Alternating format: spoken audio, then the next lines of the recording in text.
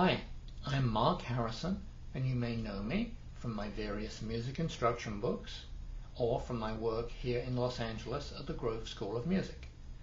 This lesson concerns funk keyboard styles, and I'll be previewing some of the material in my R&B Keyboard book. You might have seen this book in the stores in your area or perhaps in your library. It contains a lot of information about different R&B keyboard styles, including some of the more rhythmically challenging funk styles that are of interest to a lot of keyboard players. Okay. A lot of funk styles are played on the clavinet instrument, and I have a clavinet sound dialed up here on this keyboard. The clavinet has a very kind of spiky staccato characteristic and is very suited for this style. Many classic recordings come to mind, like Superstition by Stevie Wonder, for example. We're going to start out with a basic scale source using a G minor pentatonic scale. Okay, the minor pentatonic is commonly used in this style. G minor pentatonic contains the notes G, B flat, C, D, and F. Then back to G again. Okay. Often in this style we don't want to play too many notes at once. We want kind of thinner voicings. Two-note intervals are often very useful, and among those, the fourth interval, that is to say 2 notes of a fourth apart, is particularly useful due to its transparent and hollow quality. Turns out that we have a number of these fourth intervals available within G minor pentatonic, so let's check those out. Here, for example, if I play D up to G, which is a fourth interval, other fourth intervals are within close reach. F and B flat, for example, or G up to C. Then coming back down, we can also reach the C to F in this hand position. So all of those 4 intervals are pretty conveniently available there, which we can use. Okay, let's just start with one of those intervals, the D up to G, and we'll play a simple rhythmic figure using that and see how we go.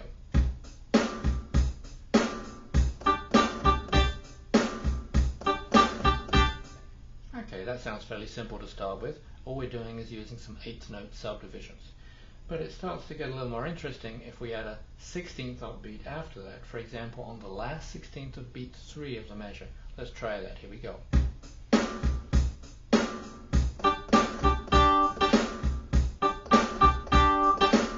Okay, that last subdivision was on the last 16th of beat 3. So if I were to count that, I might say this. 1 E and a 2 E and a 3 E and a. The of 3 signifying the last 16th of beat 3, which is anticipating beat 4, which is a very stylistic thing to do in funk styles.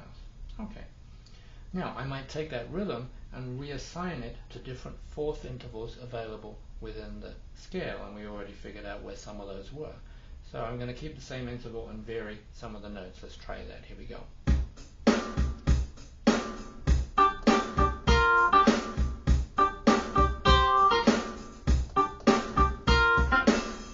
You get the idea. There's many possibilities. Let's park that right hand idea for the moment and introduce some left hand.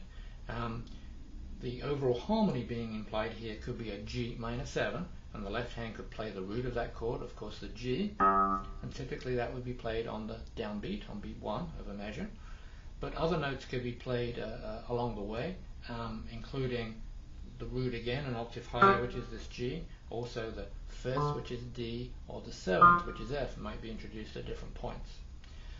Also, they can be used in rhythmically interesting ways in combination with the right hand. For example, if I played the root, like I said, on beat 1 of the measure, then I played the root again an octave higher, but on the last 16th of beat 1, that was 3/4 of the way through beat 1, that would sort of come in between these right hand events, and that rhythmic combination is pretty interesting.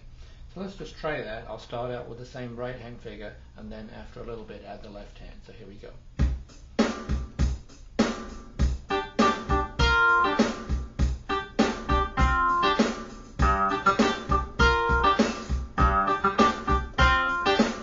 So you get the idea, just adding that left hand in between really kind of kick things along a little bit. Okay, let's add a couple more elements.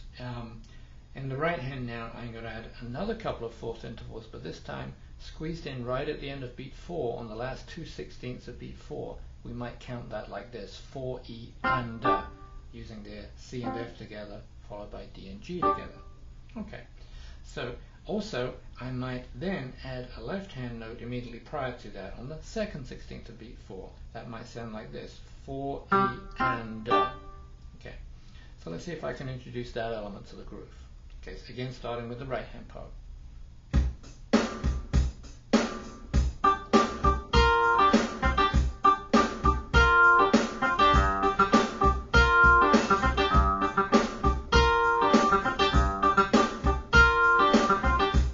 You get the idea. I might even change the notes in the left hand, keeping the same rhythm. As I mentioned earlier, maybe introducing the 5th or the 7th. If I keep the same rhythmic concept, it'll basically work. So let's give that a shot.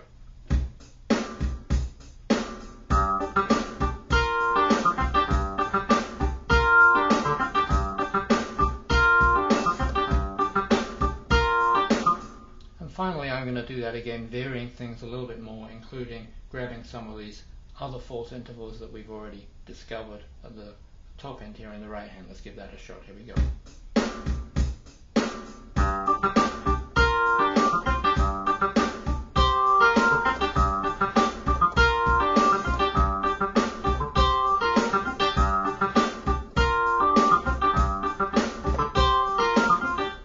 So you get the idea. There are many possibilities, and this just scratches the surface, but I hope it gives you a start in this interesting area.